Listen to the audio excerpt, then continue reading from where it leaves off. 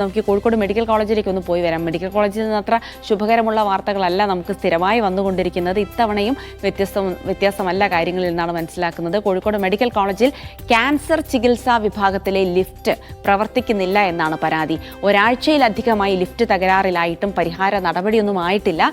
ചികിത്സയ്ക്കായി രോഗികളെ ചുമന്നെത്തിക്കേണ്ട അവസ്ഥയാണ് രോഗിയുടെ ബന്ധുക്കൾക്കും ജീവനക്കാർക്കും. 3 നിലകളിലായാണ് ഓങ്കോളജി ഡിപ്പാർട്ട്മെന്റ് പ്രവർത്തിക്കുന്നത്. ഇവിടെയുള്ള ലിഫ്റ്റാണ് ഒരാഴ്ചയായി പ്രവർത്തനരഹിതമായത്. 2 നിലകളിലേക്ക് റാംപേ സൗകര്യമുള്ളതിനാൽ രോഗികളെ അതിലൂടെ കൊണ്ടുപോകാം. എന്നാൽ 3-ാം നിലയിൽ പ്രവർത്തിക്കുന്ന ഹെമറ്റോ ഓങ്കോളജി വിഭാഗത്തിലേക്ക് ഈ സൗകര്യവും ലഭ്യമല്ല. ഹെമറ്റോളജിയിലേക്കുള്ള ലിഫ്റ്റ് കേടായിട്ട് ഒരാഴ്ചയായി. മുഖ്യമന്ത്രിയുടെ പ്രതിവാര സെല്ലിലേക്കും അതുപോലെ തന്നെ ആരോഗ്യമന്ത്രിയുടെ ഇമെയിലൊക്കെ ഞാൻ പരാതി അയച്ചിരുന്നു. മെഡിക്കൽ കോളേജ് സൂപ്രണ്ടിനും പരാതി കൊടുത്തിരുന്നു. ഇതുവരെ യാതൊരു പരിഹാരമായിട്ടില്ല. വളരെ ദയനീയമാണ് സ്ഥിതി.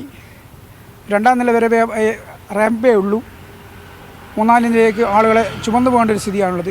രോഗികളെ കോണിപ്പടിയിലൂടെ ചുമന്നു കൊണ്ടുപോകേണ്ട സ്ഥിതിയാണ് ഇപ്പോൾ ഉള്ളത്.